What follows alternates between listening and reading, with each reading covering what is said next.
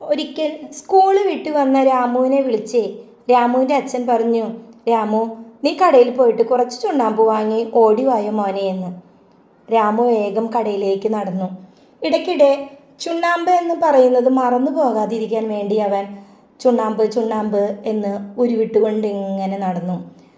വഴിയിൽ വെച്ചിട്ട് രാമുവിൻ്റെ ഒരു കൂട്ടുകാരൻ ബാലു അവനെ കണ്ടപ്പോൾ ചോദിച്ചു, രാമു, നീ എങ്ങോട്ടാണ് പോകുന്നത് എന്ന്. രാമു പറഞ്ഞു, ചുണ്ണാമ്പ്. ഈ കുട്ടി എന്താണ് പറയുന്നതെന്ന് മനസ്സിലാവാതെ ബാലു കണ്ണു മിഴിച്ചുപോയി. വൈകുന്നേരമായ സമയമാവുന്നതോടുകൂടി രാമു കടയിലെത്തി. കടയിൽ നല്ല തിരക്കായിരുന്നു. രാമു അവിടെ നിന്നുകൊണ്ട് ചുണ്ണാമ്പ് ചുണ്ണാമ്പ് എന്ന് മനസ്സിലെ ഉരുവിട്ടുകൊണ്ടിരുന്നു. അങ്ങനെ ഒതുങ്ങി നിൽക്കുന്ന നേരത്താണ് കടയുടെ ഒരു വശത്ത് ചാരിയിരിക്കുന്ന പിണ്ണാക്ക് ചാക്ക് അവൻ്റെ കണ്ണിൽപ്പെട്ടത്. ആരും ശ്രദ്ധിക്കാത്ത രീതിയിലെ പതുക്കെ പതുക്കെ അതിൻ്റെ അരികിലേക്ക് നീങ്ങിച്ചെന്ന് അതിൽ നിന്നൊരു ചെറിയ കഷ്ണം പിണ്ണാക്കെടുത്ത് അവൻ വായിൽ വെച്ചു. കൊള്ളാം, നല്ല ടേസ്റ്റ് ഉണ്ട്. അവനിഷ്ടപ്പെട്ടു. അതിൻ്റെ രുചിയിൽ മതിമറന്ന് അവനിരിക്കുമ്പോഴാണ് കടക്കാരൻ്റെ ചോദ്യം വന്നത്. കുട്ടിക്ക് എന്താ വേണ്ടത്? അവൻ പെട്ടെന്ന് പറഞ്ഞു, എനിക്കിത്തിരി ചുണ്ണാക്ക് വേണം. കടക്കാരൻ ചോദിച്ചു, ചുണ്ണാക്കോ? അതെന്താ മോനെ?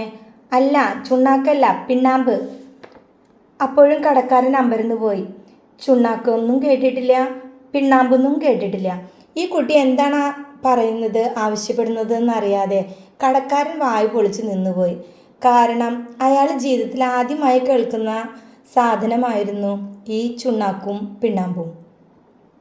അപ്പോഴേക്കും അവൻ വാങ്ങിക്കാൻ വന്നുപോയ സാധനത്തിൻ്റെ പേര് മറന്നുപോയി.